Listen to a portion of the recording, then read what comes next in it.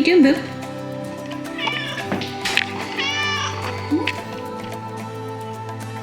Hi, buddy. Hey, homesteaders, gardeners, and cooks. My name is Jennifer. Welcome to Miles Away Farm, or welcome back. It's been a minute.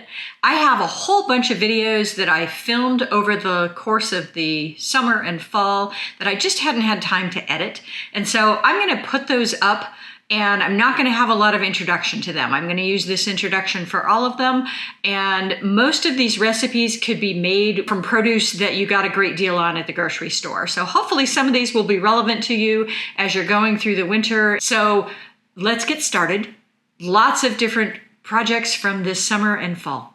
So I got the idea for this off of an Instagram reel that I saw that was combining beets with apples and ginger. And I had a cabbage in my fridge that I needed to use. And I started thinking, there's a fermented beet drink called Beet Cabbage. And wouldn't that be interesting to include with a sauerkraut? And I've never done that. And I'm not a huge beet lover. I am learning to like them more, but they're definitely still a heavy lift for me. And so I didn't want this to be super beet heavy, but I wanted the taste of beets. And then I thought apple and ginger would just be a fantastic combination with that, along with obviously the cabbage.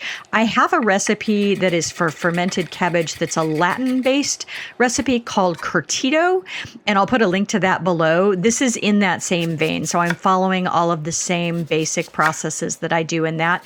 And I think the key to any kind of fermented cabbage, or really fermentation in general, is going by weight rather than by volume. And so I'm just shredding up a couple of small beets that I had. These are yellow golden beets.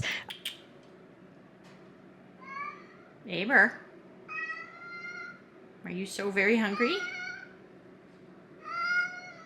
Why is no one feeding you, huh? Why? Why? I'm not gonna feed you, bub. Apple, some cabbage, and throwing in a chunk of frozen ginger that I had. And then I'm weighing the entire thing and adding 2% salt. And so the key to fermentation is salting by weight rather than by volume so that you get consistent results. This is some cabbage that I had already shredded for another project that I had left over. And so I'm just weighing that out and then throwing everything else in there. So the key is the salt and then going by weight. And then you want to, when you pack your jars, you really want everything to be under the liquid. So that's critical. Cabbage has a lot of natural liquid when you add salt to it. And so I don't have to add additional brine to this. My method when I'm making fermented cabbage is to add the salt, give everything a toss, and then walk away. So let it sit for 10 or 15 minutes.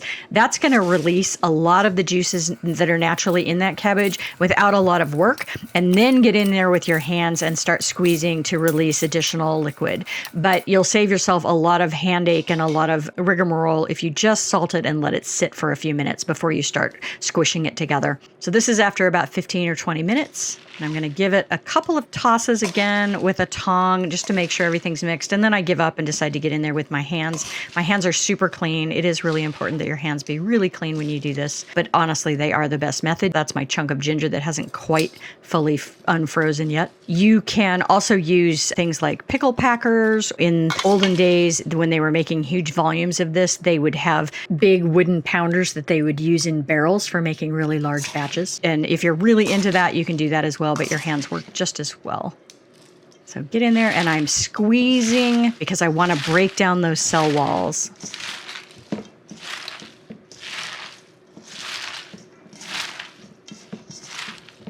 And that beet is going to stain. Because it's a golden beet, it's not as staining as if it was a red beet, but my hands were a little bit yellow from this process. No big deal. And then I like my kraut lightly fermented. You can leave this anywhere from a week to a month or longer on the counter to get that super funk if you want it really funky. There's the liquid there. I don't like my stuff super fermented. I like it lightly fermented. So I tend to ferment at room temperature for a week to 2 weeks is typically what I do. A little longer this time of year because my house is a little colder. Heat will make things ferment faster. And so if I'm doing this in the dead of summer when my house tends to be about 75, it's going to ferment a lot faster than in the winter when my house tends to be around 68. I'm just packing everything down. I want it as packed down as I can, mostly because I want that liquid to be on the surface. Because this is finely shredded, there's going to be lots of little pieces that are going to want to float up. That's just part of the inevitability of this. And so do the best you can to try to get everything underneath the liquid, but it can be quite difficult to do.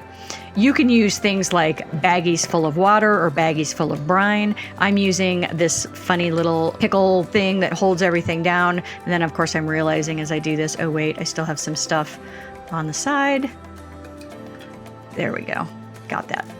And then again, packing it down. And then I had to pull it out and rinse it off because I ended up with a lot of little floaties on the top.